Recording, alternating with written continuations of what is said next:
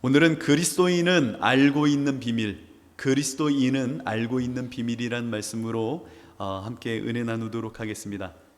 하나님께서는요, 하나님의 목적을 두시고 인류의 역사와 또 여러분 개별자들의 역사를 이끌고 가십니다. 이것을 인정하시나요? 역사의 주관자 되시는 그 하나님, 그 하나님은 거침없고 방대한 그 하나님의 역사하심 가운데 그리스도인들을 이끌고 갑니다. 이 이끌림을 받는 이 역사와 여러분들의 인생사에서 기억해야 될 것이 있습니다. 그것은 바로 하나님의 그 뜻에 비밀이 있다라는 겁니다.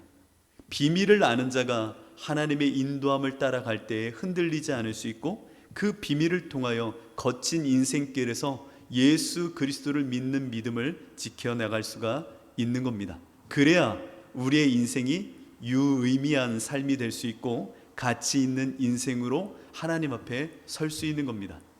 그저 세상이 흘러가는 대로 내 인생을 맡겨서는 안 됩니다. 인생과 역사의 주관자 되시는 그 하나님께 우리의 모든 것을 맡기되 그 인생의 길을, 역사의 길을 인도하시는 하나님 안에서 그 하나님이 숨겨놓고 있는 비밀을 우리는 열쇠처럼 갖고 있어야 됩니다. 그래서 에베소서 1장 7절로 9절을 보면요, 바울이 에베소 그 초대교회에 이런 글을 남깁니다. 우리는 그리스도 안에서 그의 은혜의 풍성함을 따라 그의 피로 말미암아 속량 곧 죄사함을 받았느니라. 이는 그가 모든 지혜와 총명을 우리에게 넘치게 하사, 뭐라고요? 모든 지혜와 총명을 먼저 넘치게 하사 그 뜻의 비밀을 우리에게 알리신 것이요, 그의 기뻐하심을 따라 그리스도 안에서 때가 찬 경륜을 위하여 예정하신 것이니 라고 말씀하십니다. 그러니까 에베소 교인들에게, 세상 풍파와 그 모진 아픔 속에 살아가는 에베소 교인들에게 하나님의 지혜와 총명을 따라 그 뜻의 비밀을 갖고 있어야 된다. 그래야 우리가 이 땅을 살아갈 때에 세상에 흔들리는 것이 아니라 하나님의 경륜 가운데 구원의 완전함을 이루어가는 삶을 살아갈 수 있다. 그러니 이 가치를 놓치지 말자. 하나님의 비밀을 반드시 우리는 갖고 있어야 된다라고 말했던 겁니다. 하나님 편에서 얼마나 절박하셨는지 그 뜻의 비밀을 알리기 위하셔서 하나님께서는 친히 모든 지혜와, 하나님이 동원할 수 있는 모든 지혜와 총명을 우리에게 주시겠다라는 겁니다. 하나님이 절박한 거예요. 우리는 별로 절박하지가 않아요. 보고 있는 하나님은 너무나도 절박한 거예요. 그래서 당신의 총명과 모든 지혜를 동원하여 내가 너희에게 주겠다라는 겁니다. 게다가 이 비밀은 사람의 실력과 자신의 경험과 자신의 어떠한 가치를 통하여 알 수 없기에 그냥 선포하여 주는 것이 아니라, 오늘 이것을 영어 성경으로 바꾸어 말하면 made known이라고 말합니다. made known, 곧 하나님이 알리시겠고 그것을 알게 하시겠다라는 겁니다. 하나님이 얼마나 지금 애타는지 몰라요. 내가 너에게 알려주겠고 그것을 깨닫게 하겠어 라고 말씀하시는 겁니다. 이것을 조금 세밀한 언어로 바꾸면 내가 말씀을 알게 하시고 내가 이해하게 하시고 이것을 믿도록 하겠다라는 겁니다. 이것은, 이 비밀은, 하나님의 이 놀라운 비밀은 사람으로부터 난 것이 아니기 때문에 절박한 절박한 편에 서 있는 하나님이 여러분들에게 찾아가 알게 하겠고 알리시겠고 믿게 하겠다라는 겁니다. 그렇다면 그 비밀이 무엇일까요? 하나님의 그 뜻의 비밀, 수많은 역사의 흐름과 인류의 흐름과 너무나도 많은 연대기적인 흐름 속에서 하나님이 숨겨놓은 비밀은 무엇일까요? 여러분, 이 비밀이 궁금하지 않으신가요? 사실은요, 요즘 이런 거 별로 궁금해하지 않습니다. 정말로요? 진짜 별로 궁금해하지 않아요. 그래서 제가 유튜브에 찾아봤어요. 그리스도인들이 진짜 조회수가 많은 설교들, 궁금해하는 게 뭔지 그 중에 몇 가지만 제가 추려봤는데요, 이런 거 궁금합니다. 우리가 죽을 때까지 초점을 맞춰야 할 4가지, 중요한 결정을 앞두고 반드시 알아야 할 설교, 이런 거에 관심이 많고요. 정확한 예언과 영적 체험을 위한 돌파의 비결, 이런 거에 더 관심이 많습니다. 다이아몬드 같은 진리 3가지, 그리고 대한민국 최고의 간증, 내가 만난 하나님, 진짜와 가짜가 판단난다, 이런 설교들을 굉장히 좋아합니다. 그 하나님의 비밀, 그 뜻의 비밀 이런 거는 그렇게 관심 없어요. 뭔가 이렇게 영적인 돌파, 뭐 보석 같은 뭐 이런 형용사적인 관용구가 붙어 있는 거에 관심이 많지, 하나님의 비밀 그런가? 뭐 그냥 이렇게 느슨하게 지나가는 것 같아요. 그러나 우리들은 정말 하나님이 숨겨두고 계셨던 그 비밀을 알아야 됩니다. 그렇다면 성경이 우리에게 말씀하시는 그 비밀은 무엇일까요? 바로 예수 그리스도입니다. 아이고 너무 허무한가요? 이게 뭐야, 좀 뭐 근사한 거 아닐까요? 아니요, 오늘 이 말씀의 비밀은 단 하나, 예수가 그리스도다라고 하는 사실입니다. 예수님을 통해서 이루시고 완성하시는 하나님의 구원, 이것이 비밀이다라는 겁니다. 여러분 너무나 실망하실 수 있습니다만 하나님은 이 비밀을 모두에게 알리시길 원하되 이 비밀 앞에 선 사람들이 이 비밀을 알지 못하는 형국입니다. 오늘날 많은 교회들이 있고 많은 사람들이 열심을 낸다라고 말합니다. 그리고 교회에 모이고 종교적인 활동도 합니다. 그러나 하나님은 스스로의 노력과 자기의 열심을 통하여 예수 그리스도라는 비밀을 알 수 없다라고 말합니다. 아니, 소리로 들려졌잖아요. 예수 그리스도, 표현 문자 이거 들었잖아요. 아니요, 그게 그리스도의 비밀이 아닙니다. 예수 그리스도의 비밀은 나의 지혜와 나의 열심과 나의 실력을 갖고 깨닫는 것이 아니라 하나님이 찾아와 made known이라고 말씀하시듯 알리시고 깨닫게 하시는 그 신비에 참여할 때에 그 비밀이 열려지는 겁니다. 그렇기에 우리에게 하나님이 동원할 수 있는 모든 지혜와 당신의 총명을 부으셔서 이 비밀을 알아 이 땅을 살아가게 하시겠다라는 겁니다. 이 곳에 모여 있고 많은 교회들이 있지만 하나님이 알게 하신 made known이라 말하는 정말 예수 그리스도의 그 비밀을 아는 사람들은 그렇게 많지 않습니다. 바라기는 우리 주사랑 지체들은 정말 하나님이 알게 하시는 이 놀라운 그리스도, 예수 그리스도란 이 비밀을 깨달아 알기를 정말로 축복합니다. 꼭 아셔야 돼요. 하나님이 알게 하실 거예요. 하나님이 허락하셔야 알게 되는 이 비밀, 이 부분을 우리는 분명하게 먼저 알고 있어야 됩니다. 마태복음 13장을 보면 예수님이 이렇게 말씀하십니다. 제자들이 예수님께 나와 이르되 어찌하여 그들에게 비유로 말씀하시나이까? 대답하여 이르시되 천국의 비밀을 아는 것이 너희에게는 허락되었으나 그들에게는 아니 되었나니 라고 말씀하십니다. 비밀은 하나님이 허락하지 않으시면 열려지지가 않는 겁니다. 아시죠? 인간은요, 죄와 허물로 죽은 자들, 본래적 죽음에 묶인 자들입니다. 그런 자들이 스스로 내가 생명을 나에게 주입하고 내가 생명이 있다 말하고 일어나 그 비밀을 깨달아 알 수 있는가? 전혀 불가능한 겁니다. 죽은 자에게 어찌 지혜와 지식이 임할 수 있겠습니까? 전혀 불가능해요. 그렇기에 하나님이 살리셔야 되고 하나님이 그들을 일으켜야, 그리고 깨닫게 하셔야 이 비밀이 열려지는 겁니다. 아무리 머리가 좋고 인지 능력과 과학이 정밀해지는 시절을 살고 AI가 수많은 자료들을 만들어내는 이 시절이지만 하나님의 비밀은 사람의 편에서는 전혀 열려지지 않는 단순 지식이 될 뿐입니다. 우리 주사랑의 지체들에게 이 하나님의 비밀이 정말 생명 있는 하나님의 계시로서 열려지는 사건이 있기를 원합니다. 사건으로서 여러분들 가운데 있어야 돼요. 그냥 아는 것이 아니에요. 이 비밀은 연합의 신비요, 하나님이 주신 성령의 놀라운 은혜이기에 하나님이 허락하셔야만 알려지는 비밀이구나라는 것을 아셔야 합니다. 마태복음 13장 말씀을 보세요. 예수님께서 말씀하시기를 천국의 비밀을 아는 것이 누군가에게는 허락되었고 누군가에게는 아니 되었다라고 말씀하십니다.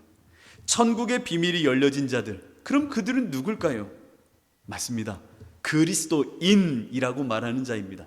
내가 스스로 그리스도인이에요 라고 말하는 것이 아니라 하나님이 그리스도인이야 라고 명명하시고 불러 세우는 그들, 알게 하신 그들이 그리스도인으로서 그 택하심을 입은 하나님의 놀라운 구원에 참여하는 자가 되는 겁니다.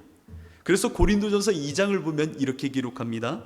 그러나 우리가 온전한 자들 중에서 지혜를 말하노니 이는 이 세상의 지혜가 아니요 또 이 세상에 없어질 관원의 지혜가 아니요 이 지혜는 이 세대의 관원이 하나도 알지 못하였나니 만일 그들이 알았더라면 영광의 주를 십자가에 못 박지 아니하였으리라. 기록된 바 하나님이 자기를 사랑하는 자들을 위하여 예비하신 모든 것은 눈으로 보지 못하고 귀로 듣지 못하고 사람의 마음으로 생각하지 못하였다 함과 같으니라. 하나님 모두에게 알려진 비밀이면 좋잖아요. 맞아요. 모두에게 알려진 비밀이나 그 비밀에 참여하는 자는 관원과 세상의 지혜를 의지하는 자가 아니라 하나님 편에 하나님이 열어주신 그 지혜에 참여하는 자가 정말 하나님의 비밀을 알 수 있다라는 겁니다. 교회에 나와서 혹은 말씀의 자리에 나가서 공부한다고 깨달아지는 것이 아니고 사람의 편에서 나름의 노력을 다하여 알려지는 것이 아니라 하나님의 전적인 일하심 가운데 내 마음이 열려지고 그 하나님을 깨달아 아는 이 연합의 신비에 참여할 때에 진정 계시라는 것이, 이 비밀이라는 것이 열려지기 시작한다라는 겁니다. 요즘은요 많이 배워야 이 비밀을 알 수 있다라고 말하는 시절입니다. 여러분 정말 교회 안에도 수많은 자료들과 수많은 어떠한 공부 자료들이 정말로 엄청 많습니다. 그것을 열심히 공부한다고 내가 하나님의 비밀을 알 수 있는가? 그렇지 않아요. 너무나도 허무할 수 있지만 그렇진 않아요. 그것이 실력과 내용과 나에게 생명으로 다가오는 것은 아닙니다. 그러면 돈이 있고 권력이 있다고 해서 그 하나님의 비밀이 열려지는가?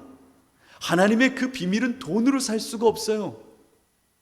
나의 권력이 있다라고 알아지는 것도 아니에요. 그런데 오늘날 우리들은 돈과 권력으로 이 비밀을 살 수 있는 것처럼 생각을 합니다. 그래서 잘못된 모임과 잘못된 어떤 기관과 목회자들이 마치 자기를 통하여 힘을 얻고 자기의 임파테이션을 통하여 그 계시가 열려지는 것처럼 그들에게 어떠한 직분을 받아야 어떤 자리에 참여해야 비밀이 열려진 사람처럼 수료장을 주고 그들을 인정하려고 하는 것이 오늘날의 시절입니다. 여러분 전혀 그렇지 않습니다. 그러면 좋은 대학과 회사, 집, 교회에 거한다고 해서 이런 하나님의 비밀이 열려질까요? 여러분들은 말할 겁니다. 아니죠. 그렇다고 하나님의 비밀이 열려지는 거 아닌 거 압니다. 그런데 정말 그런가요? 유명한 교회, 유명한 목회자를 찾아가 그 교회에 소속되어 있으면 하나님의 비밀이 열려질까요? 전혀 그렇지 않습니다.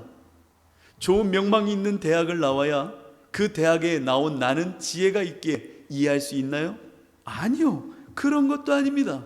그러나 교회 안에는 이런 구조와 이런 모습을 통하여 그 사람은 구원받은 것처럼 그 비밀을 아는 것처럼 인정해 주려고 하는 것이 오늘날의 모습입니다. 그래서 하나님께서는 세상의 지혜가 아니라 오직 하나님의 지혜, 하나님의 총명을 우리에게 부어주시겠다라는 겁니다. 이것을 사모해야 됩니다. 하나님이 나에게 총명과 하나님이 지혜를 부어 그 비밀을 이해하고 깨닫게 하시는구나. 그렇다면 우리는 오직 하나님께서 성령으로 알게 하시고 가르쳐 주셔야만 그 비밀을 내가 알 수 있다는 것을 무조건 먼저 인정해야 됩니다. 이것을 인정하지 않으면 내가 주님의 성령을 사모하고 그 하나님의 지혜와 총명을 주시는 성령의 역사를 인정하지 않게 되는 겁니다. 여러분들 성령님을 환영하며 그 지혜와 총명을 주시는 성령님을 사모하시나요? 날마다 그 비밀을 살아내게 하고 깨닫게 하시는 그 성령을 늘 기대하시나요?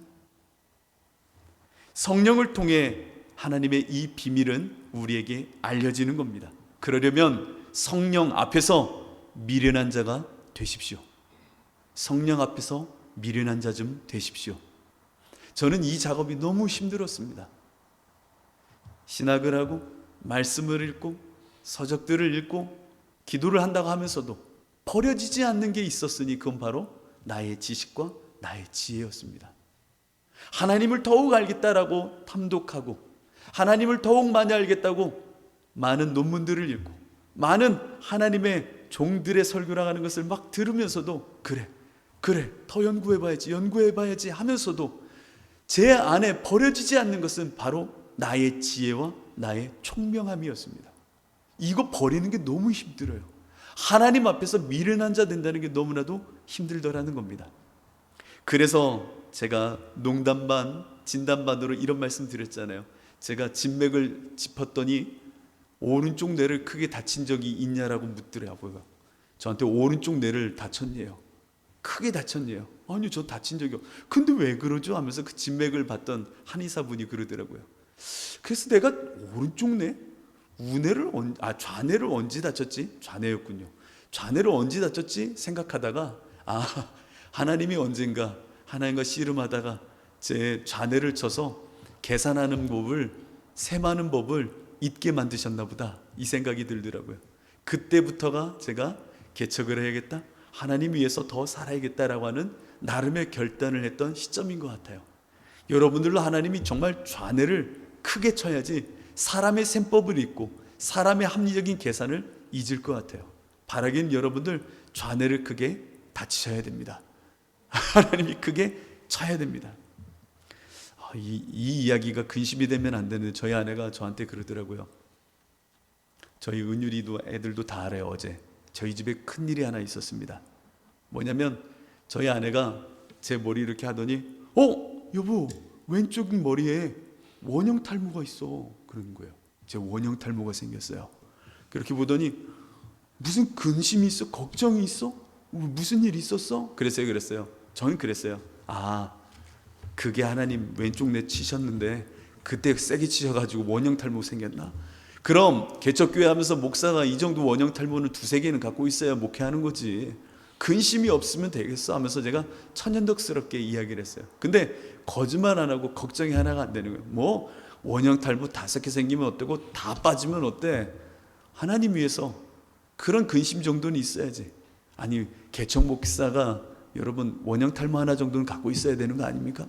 그렇죠?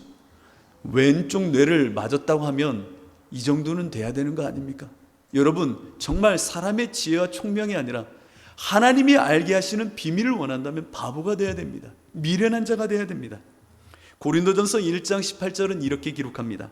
십자가의 도가 멸망하는 자들에게 미련한 것이요 구원을 얻는 우리에게는 하나님의 능력이라. 기록된 바 내가 지혜 있는 자들의 지혜를 멸하고 총명한 자들의 총명을 폐하리라 하였으니 지혜 있는 자가 어디 있느냐? 선비가 어디 있느냐? 이 세상에 변사가 어디 있느냐? 하나님의 말씀입니다. 여러분 세상의 지혜로는요 무엇 하나 하나님의 비밀을 정말 요만큼도 알 수 없는 거예요. 하나님 앞에서는 우리가 미련한 자가 돼야, 바보가 돼야, 정말 좌뇌를 크게 한번 십자가로 맞아야 정신 차리고 하나님의 비밀을 알게 되는 것입니다. 고린도전서 13장 18절은 그래서 이렇게 기록합니다. 아무도 자기를 속이지 말라. 너희 중에 누구든지 이 세상에 지혜 있는 줄로 생각하거든 미련한 자가 되어 그리하여 지혜로운 자가 되어라 라고 말씀하셨습니다. 목회를 하면요 각종 생각이 많아집니다. 여러분들, 여러분의 삶도 마찬가지잖아요. 목회자는요 앞에 앉아있는 성도들이 수많은 해석학적인 자료로 다가옵니다. 여러분 아시나요? 수많은 변수들의 조합이 매일같이 매주마다 저에게는 펼쳐집니다.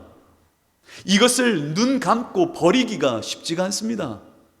여러분들은 한 명 한 명 앉아와 있지만 저에게는 수많은 단초들로 이 앞에 놓여져 있어 제 머리의 지혜와 총명으로는 이것이 해석학적인 해석과 풀이와 방향성을 제가 막 읽어냅니다. 이게 얼마나 머리 아픈지 아십니까?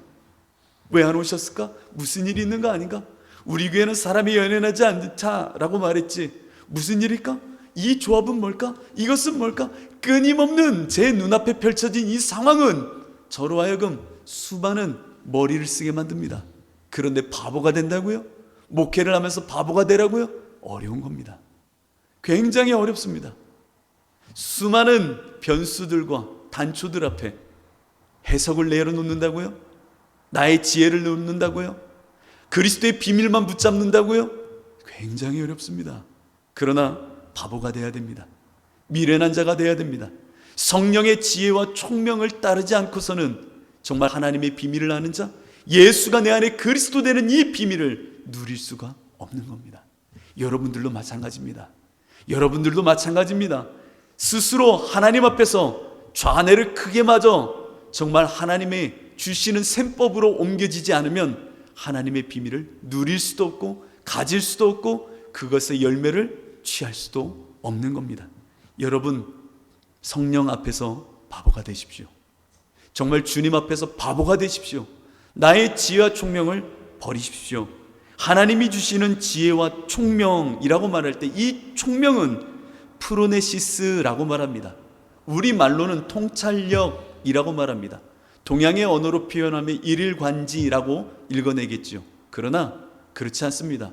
헬라어가 말하는 프로네시스는 그런 단어만을 의미하는 것이 아닙니다. 애정을 갖고 관심을 두고 생각한다 라고 하는 뜻입니다. 다시 한번요. 우리에게 주시는 하나님의 지혜와 함께 총명이라는 것은 프로네시스라고 하는 겁니다. 단순한 통찰력, 인사이트 혹은 일일관지, 모든 것을 꿰뚫는 일일관지가 아닙니다. 하나님이 주시는 프로네시스는 애정을 갖고 사랑을 갖고 관심을 두고 생각하는 일련의 시간을 통과하는 인내입니다.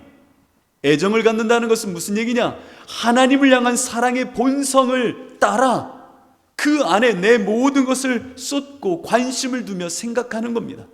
하나님의 사랑의 본성, 거듭난 자에게 허락한 영적인 성령의 인도하심의 사랑의 본성을 따라 영적인 감각을 놓치지 않고 그 하나님의 인도하심을 따라 마음을 두고 생각하고 고민하는 것이 프로네시스라고 말하는 총명인 것입니다. 그래서 이 총명이란 단어는 어디에 쓰이고 있느냐? 여러분들도 너무 잘 알 것입니다. 이 총명이라는 단어는 육신을 쫓는 자는 육신의 일을, 영을 쫓는 자는 영의 일을 생각하나니 라고 할 때 프로네시스라고 하는 단어를 썼던 겁니다. 육신을 쫓는 자, 육신의 사랑을 두고 관심을 두는 자, 그들은 육신의 일을 생각하고 영을 따르는 자, 하나님의 사랑의 본성에 내 모든 것을 맡긴 자는 영의 생각을 하나니 라고 할 때 프로네시스라고 하는 단어를 썼던 것입니다. 뿐만 아니라 위의 것을 생각하고 땅의 것을 생각지 말라, 너무나도 잘 아는 말씀 아닙니까? 이 말씀도 마찬가지입니다. 단순히 위의 것을 생각한다는 것이 아니라 내 생명의 본성이 영원으로부터 하나님으로부터 난 자라는 것을 알기에 그 하나님을 따라 세상으로부터 바보가 되어 하나님만 생각하며 위의 것을 따라 모든 것을 고민할 때에 이것이 프로네시스라고 말하는 겁니다. 뿐만 아닙니다. 마태복음 16장을 보면 예수님이 하셨던 말씀, 예수께서 돌이키시며 베드로에게 이르시되 사탄아 내 뒤로 물러가라, 너는 나를 넘어지게 하는 자로다. 네가 하나님의 일을 생각하지 아니하고 도리어 사람의 일을 생각하는 도다. 이때도 프로네시스라는 단어를 썼던 겁니다. 사단아 너는 어찌하여 사람의 일을 생각하는가? 사람의 그 방향, 육체의 본성의 사랑, 애정을 둔 채로 고민하며 생각하여 그것이 총명이라 말하는가? 아니라는 겁니다. 하나님을 향한 사랑의 본성, 그 하나님이신 영적인 본성을 따라 성령 안에서 세상을 향하여 바보가 되고 그 하나님 주시는 것을 따라 고민하고 생각할 때 이것이 총명이라고 말하는 겁니다. 그래서 성경이 말하는 지혜와 총명은 내가 십자가에서 죽어지지 않으면, 바보가 되지 않으면 성령을 따를 수도 없고 그 성령을 따라 알 수도 없는 것입니다. 여러분들 안에 성령을 따라 바보가 되어야 됩니다. 세상을 향하여 바보가 되지 않으면 하나님이 주시는 이 비밀을 누릴 수가 없습니다. 예수 그리스도, 예수 그리스도, 단순히 울려 퍼지는 소리의 음성의 문제가 아니라 그 소리 깊은 곳에 비밀로서 내 안에 풀어지는 예수 그리스도, 신비에 새기시는 이 소리, 이 뜻, 이것은 성령을 통해서만 내 안에 깨달아지고 말할 수 있게 되는 것입니다. 고린도전서 2장 10절로 13절은 그래서 이렇게 기록을 합니다. 오직 하나님이 성령으로 이것을 우리에게 보이셨으니, 잊지 마십시오. 오직 하나님이 성령으로 이것을 우리에게 보이셨으니 성령은 모든 것 곧 하나님의 깊은 것이라도 통달하시느니라. 사람의 사정을 사람의 속에 있는 영 외에 누가 알리요? 이와 같이 하나님의 사정도 하나님의 영 외에는 아무도 알지 못하느니라. 우리가 세상의 영을 받지 아니하고 오직 하나님께로 온 영을 받았으니 이는 우리로 하여금 하나님께서 우리에게 은혜로 주신 것들을 알게 하려 하심이라. 우리가 이것을 말하거니와 사람의 지혜의 가르친 말로 아니하고. 바울처럼 지혜로운 사람이 어디 있습니까? 그러나 사람의 지혜의 말로 아니하고 오직 성령의 가르치신 것으로 하니 신령한 일은 신령한 것으로 분별하느니라. 우리가 예수 그리스도라고 말한다고 비밀을 아는 것이 아닙니다. 사람의 지혜와 총명으로 아는 것이 아니라 하나님 편에서 주시는 지혜와 총명, 당신의 사랑의 본성으로 끌고 가시는 성령 앞에 나는 십자가에서 죽은 자로, 미련한 자로, 정말 좌뇌를 크게 맞은 자로 죽어져 그 하나님이 알게 하시고 설명하시고 깨닫게 하심에 따를 때에 예수가 그리스도라는 이 놀라운 비밀이 우리 안에 실제가 되고 능력이 되기 시작하는 겁니다. 이 시대에 우리는 바보가 되어야 됩니다. 더 바보가 되어야 됩니다. 그래야 성령을 감각할 수가 있습니다. 사랑으로서 역사하는 믿음을 강조하는 우리 교회입니다. 여러분, 사랑으로 역사하는 믿음은 사람의 지혜와 총명이 아닙니다. 내 영적인 본성을 깨워야 됩니다. 하나님이 알게 하시는 그 감각을 따라 정말 세상 사람들은 저런 바보가 어딨어, 저런 미련한 자가 어딨어, 하나님이 어딨어 라고 말할 때 미련한 자 되어 절뚝이며 주님께 나아가야 됩니다. 그거 아시나요? 과학이 발달하기 전에는요, 번개가 우르르 쾅 치면요 어떻게 할게요? 그게 하나님의 노여움일까? 라고 하는 것을 읽어냈습니다. 그리고 회개했습니다. 그런데 피뢰침이 발견이 됐죠. 그러자 사람들은 번개가 치면 우습게 여깁니다. 어우 멋있네, 사진 찍을까? 그들의 사고 속에는 번개를 보며 회개한다? 저런 바보 같은 사람들이 어딨어. 홍수가 나면 사람들은 어떻게 생각했죠? 하나님 앞에 우리의 죄가 얼마나 컸기에 물로 우리를 심판하시는가 라고 하는 것을 불과 몇백 년 전만 해도 생각을 했습니다. 하지만 과학의 발달 속에 댐이 만들어지고 사람들이 물을 통제하며 조절할 수 있는 자기 우상화된 힘의 능을 보기 시작하니, 아하, 홍수가 나? 댐에 모아두고 우리가 물 조절하면 되지 라고 하는 것을 읽기 시작했습니다. 여러분, 근대에 어떻게 보면 신학에 큰 영향을 준 인물이 한 명 있습니다. 근세 철학자였고 근세 철학의 아버지라 말하였던 사람이 있습니다. 혹시 아시나요? 어떻게 알겠습니까? 칸트라는 사람이 있었습니다. 아시죠? 임마누엘 칸트. 근데 그 칸트의 묘비명에 이런 글이 써 있죠. 생각하면 생각할수록 점점 더 커지는 놀라움과 두려움이 있다. 그게 묘비명이에요. 그것은 밤하늘에 빛나는 별과 내 마음속에 도덕률이다 라고 하는 글이었습니다. 저도 이 칸트의 한때 많이 묶여 있었던 사람입니다. 근데 처음엔 이 글이 이해가 안 됐어요. 여러분 이해되세요? 그것은 밤하늘에 빛나는 별과 내 마음속에 도덕률이다. 이게 무슨 얘기야?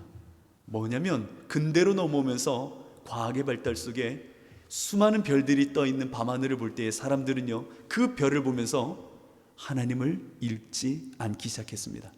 천문학적으로 과학의 발달 속에 그냥 별이라고 하는 그냥 천문학적인 대상일 뿐 더 이상 하늘을 바라보면서 영적인 하나님의 신비와 그 내면의 기품으로 뜻으로 진리로 나아갈 생각을 하지 않았습니다. 그런데 칸트는 그 밤하늘의 별을 보며 내 마음의 도덕률이라는 것을 말했던 근대 철학의 아버지가 됩니다.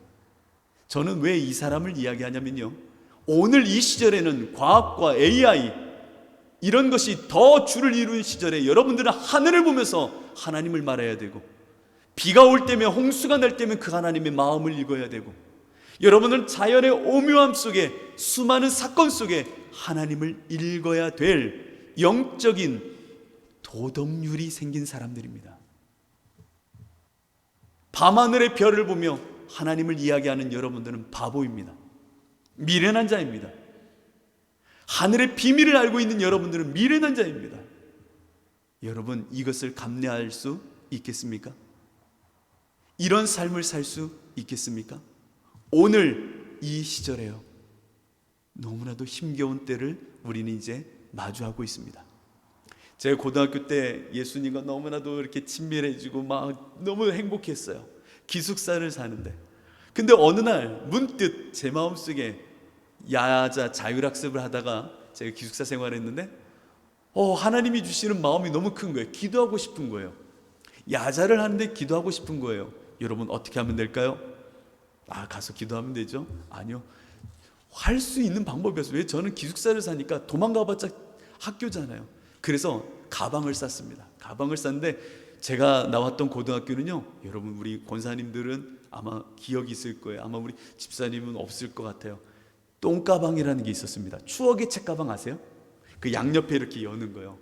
이렇게 모자 쓰시고, 그 기억나세요? 추억의 이마룡 이렇게. 이마룡도 아시죠? 그 추억의 책가방을 썼던 유일한 학교가 두 곳 있었는데 저희 학교가 그랬어요. 이야, 그걸 똥가방이라고 했어요, 저희는. 근데 그 가방을 갖고요, 짐을 싸고 야자 자율학습 시간 나온 거예요. 그리고 나선 운동장 한가운데 참 왜 그랬나 몰라요? 가방을 던져놓고요, 누웠어요. 왜? 밤하늘을 보고 싶었어요. 사춘기라 그랬다 하지 마세요. 정말 기도하고 싶어서 그랬어요. 던져놓고 운동장 가운데서 벌떡 누웠어요. 밤하늘이요, 너무 이쁜 거예요. 별이 반짝이는 거예요. 그 속에서 누워가지고 기도하는 거예요. 울면서 기도하는 거예요. 하나님, 저 밤하늘을 보는데, 하나님, 정말로 내가 당신의 아들입니까? 내가 정말 주님의 사람입니까? 예수가 내 안에 그리스도 된 게 맞습니까? 하면서 그 운동장 가운데서 멍하니 밤하늘을 보면서 하나님을 생각하며 기도하는 거예요. 얼마나 행복한지 몰라요. 그 이후에 들어왔어요. 그랬더니 애들이 그러는 거예요. 홍규야, 너 왜 그러냐요? 왜? 그랬더니 머리부터 뒷모습이 다 흙이 묻어 있는 거예요. 어디 갔다 왔냐요? 그래서 야자 떼어먹고 운동장 갔다 했더니 애들이 이해를 못하는 거예요. 저는 기도하고 오고 싶었던 거예요. 밤하늘 보면서. 그 밤하늘에 뭐가 있다고? 아무것도 없을 수 있지만 내 눈에는 그 하나님을 읽고 싶은 거예요. 이런 미련함이 우리 모든 주사랑의 지체들에게 있어야 될 때입니다. 근대 이후에 많은 과학적인 천문학적인 이야기들이 주를 이루는 이때에 저는 여러분들에게 감히 말합니다. 성령의 지혜와 총명을 원하십니까? 이제 바보가 돼야 됩니다. 그렇지 않고는 그리스도의 비밀을 누릴 수도 살아낼 수도 없는 시절입니다. 그렇다면 공개된 비밀을 위한 은혜의 수단을 꼭 기억하십시오. 하나님께서는 우리에게 당신의 편에서 알게 하시고 성령의 지혜와 총명을 통하여 깨닫게 하십니다. 그렇다면 사람의 편에서는 아무것도 안 해도 되는가? 아니요. 하나님은 우리의 열심과 노력을 당신의 도구 삼아 그것을 더 누리게 하십니다. 하나님 편에서 깨닫게 하시고 이끌어내시지만 우리의 삶의 열심과 노력을 하나님께서는 도구로서 사용하시되 그것을 위하여 은혜의 수단 세 가지를 주셨습니다. 우리의 믿음의 선진들로부터 이 말씀을 통하여 끌어내었던 은혜의 수단 세 가지. 첫 번째, 여러분, 말씀. 두 번째, 기도. 세 번째, 성례. 이 세 가지입니다. 이 외에는 없습니다. means of grace. 은혜의 방편은 단 세 가지. 말씀과 기도 그리고 성례. 이 세 가지밖에 없습니다. 많은 교회에서 그래도 깨어있다라고 말하면 말씀과 기도에 집중을 합니다. 그러나 성례는 사라진 시절입니다. 우리 교회는 그래서 고집스럽게 지키는 겁니다. 예수님께서 나를 기념하라고, 끝까지 나와 신비의 연합의 이 성만찬을 지키라고, 이것이 얼마나 큰 은혜인지를 우리에게 말씀하셨기에 우리 교회는 끝까지 지켜내는 겁니다. 말씀과 기도와 성례, 이 세 가지가 우리에게 주어졌는데, 여러분 이제 말씀 앞에 서십시오. 열심히 말씀을 읽으셔야 됩니다. 말씀을 깊이 공부하고 열어주시는 그 지혜와 총명 속에 열심히 그 비밀의 맛을 보고자 말씀 좀 읽으십시오. 정말 읽으십시오. 그냥 문자를 해독하지 마시고, 문자를 해석하지 마시고, 성령의 조명하심과 지혜 가운데 이 말씀을 꿀송이처럼, 달고 다니 꿀송이처럼 받아들이고 읽으십시오. 말씀을 읽어야 됩니다. 그냥 읽지 마시고 성령의 지혜와 총명 가운데 말씀을 제발 읽으십시오. 열심히 성경을 읽으셔야 됩니다. 그리고 배우십시오. 그러지 않으면 여러분들은 교회에 나오고 스스로 열심을 내어 신앙인이라 말하지만 자기 의싹기에 빠질 수밖에 없습니다.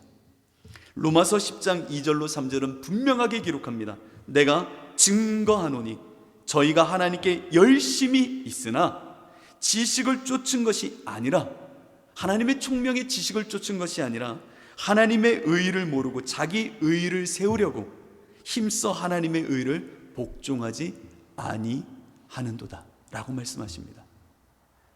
내가 아무리 하나님의 말씀이 열어지지 않으면요, 그 많은 성경 공부가 다 나 의싹기밖에 안 돼요. 미련한 자로 성령의 지혜와 총명, 그 하나님의 인도하심의 그 놀라우신 총명을 모르면요, 많이 집회와 많은 유명 목회자와 많은 훈련을 참가해도 자기 의싹기밖에 안 된대요. 여러분, 말씀을 진정으로 주님 안에서 읽으십시오. 두 번째, 기도해야 됩니다. 기도해야 됩니다. 금요 830 예배 기도하셔야 됩니다. 이렇게라도 우리가 기도해야죠. 억지로라도 기도해야죠. 기도구를 팔 수가 없다면 이렇게라도 기도해야겠죠. 기도하셔야 됩니다. 기도하고 말씀 보고 또 기도하고 말씀 보고. 제가요, 기도처로 삼는 곳은 지구땡땡교회입니다. 지구땡땡교회 갑니다. 거기 가면 기도처가 있잖아요, 지하에. 가슴 아픈 게 뭔 줄 아세요? 항상 가면 저 혼자 기도하고 있어요. 그 교인이 아마 얼마 안 되나 봐요. 제가 비방하고 싶은 게 아니라 얼마 안 되는 것 같아요. 왜냐하면 그 몇만 명이 모이는 교회에 기도처에 기도 공간을 채우고 있는 사람이 제가 갈 때마다 저밖에 없으니 참 마음이 좀 묘해요. 우리 교회는 아닌데, 우리 교회 아니잖아요. 그래도 하나님의 교회인데 마음이 좀 그럴 때가 있어요. 우리 기도하셔야 됩니다. 이거 아니고서는 하나님의 비밀을 누릴 수가 없습니다. 마지막, 성만찬. 우리는 이 성만찬에 참여할 때에 아마 여러분들 마음속에 이제 하나님이 더 큰 신비와 하나님의 일하심과 그 풍성하심 속에 예수가 그리스도라는 이 비밀을 더 풀어주실 겁니다. 이 모든 수단을 통하여 하나님은 은혜를 주시되 그 하나님의 비밀을 통하여 이 역사와 개인의 삶 가운데 하나님으로 인하여 살아가는 기쁨과 진리와 생명을 누리게 하실 것입니다. 여러분, 우리 주사랑교회요, 이제 세워진 지 2년 돼 가잖아요. 말씀과 기도, 성례전 가운데 그리스도의 비밀을 우리가 먼저 누려야 됩니다. 이것을 정말로 누려야 됩니다. 그런 교회로 몰입하기를 축복합니다. 이 시간 우리 십자가